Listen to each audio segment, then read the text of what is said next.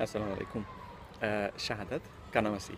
আপনাদের সামনে আবার এসেছি। বাংলাদেশের আমাদের যে বিভিন্ন রকম অসুবিধা রয়েছে, সেগুলো সম্পর্কে আমি যেভাবে মনে করি যে এই অসুবিধাগুলোকে সমাধান করা সম্ভব বা সমস্যাগুলোকে সমাধান করা সম্ভব, আ সেই রকম নতুন একটি সমস্যা, সমস্যাটি নতুন নয়। সমস্যার নতুন একটি সমাধান নিয়ে আলাপ করার জন্যে আপনাদের সামনে আজকে আসা। তো আম যে, যে বিষয়টা সম্পর্কে আজকে কথা বলতে চাচ্ছি সেটি হচ্ছে আমাদের দেশের অপরাধ প্রবণতা। আমাদের দেশে প্রচুর অপরাধ হচ্ছে, এবং আ ইদানিংকালে কিছু অপরাধ ঘটেছে যেগুলো কি বলবো যে ভাষায় ব্যাখ্যা করা সম্ভব হয় না।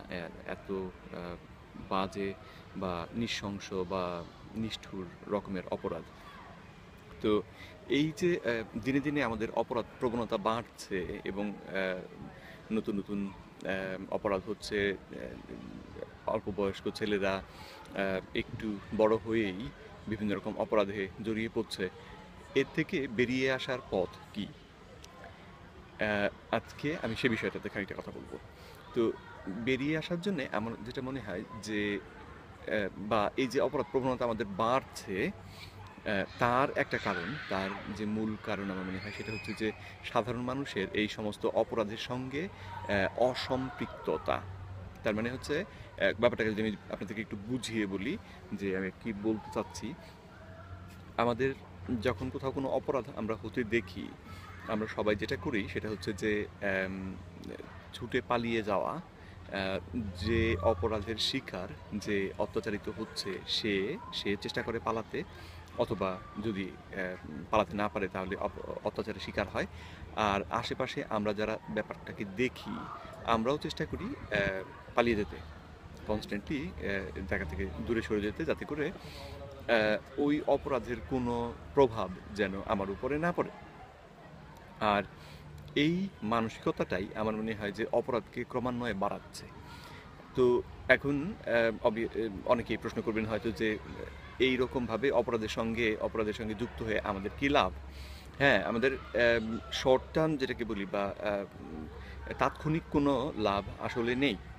কিন্তু যদি কোনো অপরাধ ঘটতে দেখলে আমরা আমরা যদি সেই অপরাধটাকে থামানোর জন্য চেষ্টা করি সবাই একত্র হয়ে, তাহলে যারা অপরাধ করে তারা দেখবে যে আমরা কোনো অপরাধীকে ছেড়ে দিচ্ছি না, ছাড় দিচ্ছি না, এবং সেই ব্যাপারটা আসলে এই অপরাধ প্রবণতাকে কমিয়ে আনতে অনেকটা সাহায্য করবে।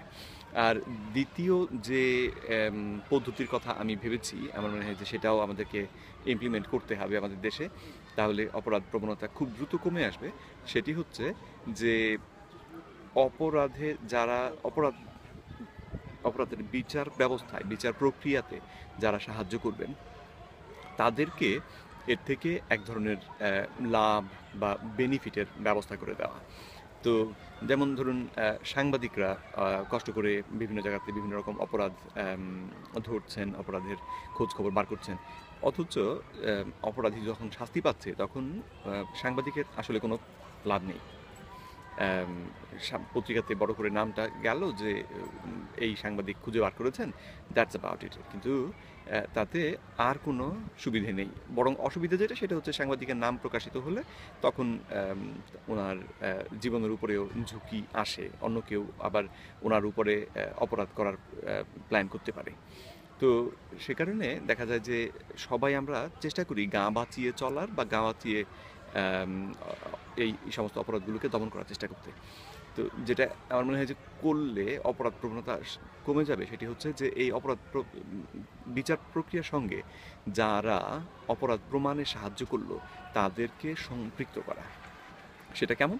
ধরুন আপনি এম একটা অপরাধ কেউ কোথাও করলো, আপনি দেখলেন। আপনি ব্যাপারটাকে স্বচক্ষে দেখলেন, এবং যখন ব্যাপারটি এই এম অপরাধ সম্পর্কে আমরা কোর্টে কোনো বিচার হচ্ছে, তখন যদি আপনি গিয়ে সাক্ষী দেন এবং সেই সাক্ষীর কারণে যদি অপরাধ প্রমাণিত হয়, তখন এই অপরাধীকে একটা অর্থদণ্ড দেয়া হবে, হুম?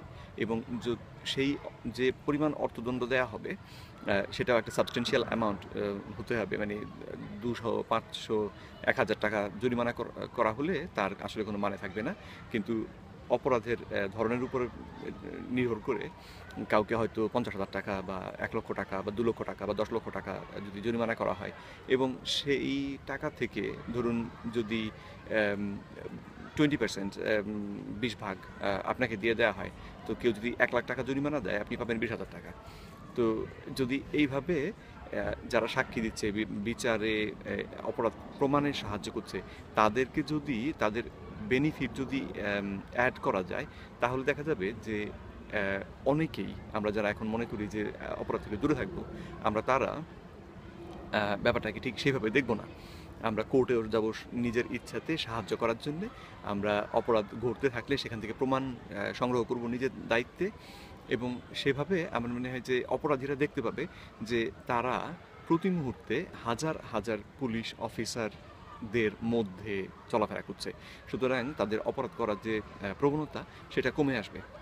তো আজকে এইটুকুই বলার জন্য এসেছিলাম। তো আপনারা ভেবে দেখবেন আমার এই যে আইডিয়ার কথা বললাম, এটা কি আসলে ব্যবহারযোগ্য কিনা, আমাদের দেশে প্রয়োগযোগ্য কিনা, এবং এটাতে কি ভালো বা খারাপ দিক থাকতে পারে। আর আপনাদের যদি নিজেদের কারো মাথায় কোনো আরও ভালো কোনো বুদ্ধি এসে থাকে, তাহলে প্লিজ আমাকে জানাবেন। আমরা সেখান থেকে সামনে এগিয়ে যাব। আমাদের সোনার বাংলাদেশ করতে আমাদের সবাইকে একত্র হয়ে কাজ করতে হবে, এবং এর কোনো কি বলবো যে অন্যথা করার উপায় নেই। তো আসুন আমরা সবাই একসঙ্গে মিলে কাজ করি এবং আমাদের দেশটাকে বাঁচাই।